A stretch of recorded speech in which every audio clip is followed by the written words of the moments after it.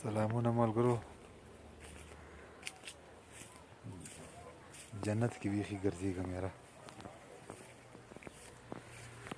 خدای پاک خلکو له ډېر ښکلي ښکلي وطنونه ورکړي دي. دا وګوره ځمکې او لارې ګودرې ټول د مڼو نه ډک دي.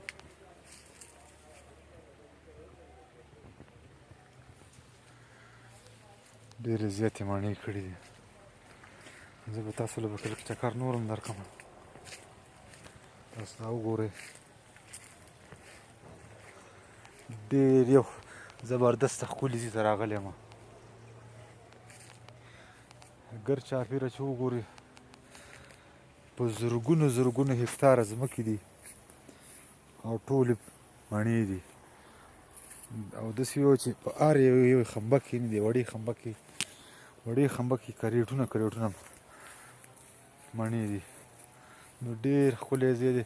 ګرد چاپېره که تاسو له ښکاري غرونه، دا ټول غرونه د مڼو نه ډک دي.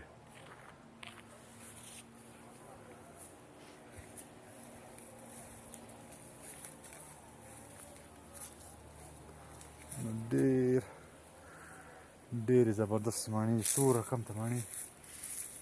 دا شنې مڼې دي چې ډېرې ښایسته دي. دا سرې دي.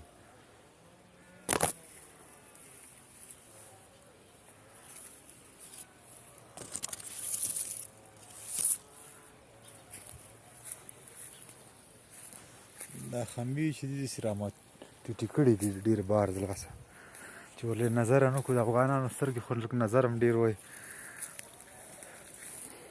بس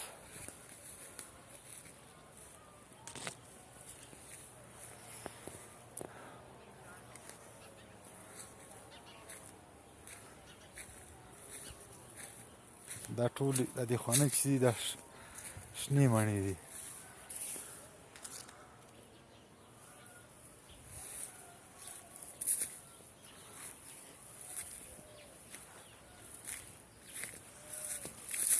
دا مخامخ چې ګورئ دا بره چې دی دا ټول د مڼې ونې دي، قسمه قسم د میوې بوټي دي.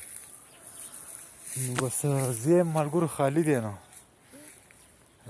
کاشکې یو څو ملګري خو راسره وی چې دا نندارې کړې وې، خو زه انشاءالله نږدې وخت کې به ډېر ملګري راولم چکر ته.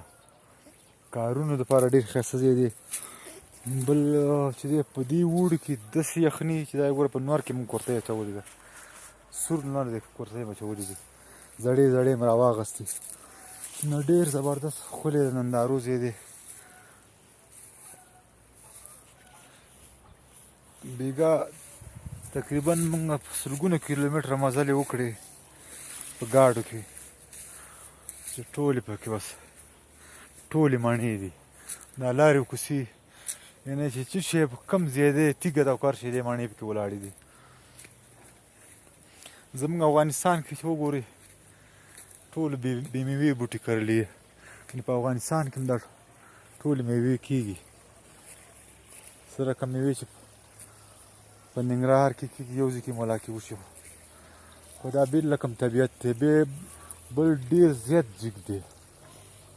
یعنې مونږ به دا کله چې د لوړې طرف ته روانېدو 200 کیلومتره د مزل به مونږ کړی په ګاډي کې، چې همداسې بره روان وو. نو ډېره جګه څوکه هم ده، ډېر سخت نهایت. زما په خیال د ایران به د دې نه لوړه څوکه بله نه وي چې ډېره جګه ده. خو بس د قسمه قسم میوو نه، قسمه قسم مرغانو نه دا ځایونه ډک دي. خوشحاله اوسئ ملګرو، کامیابه اوسئ.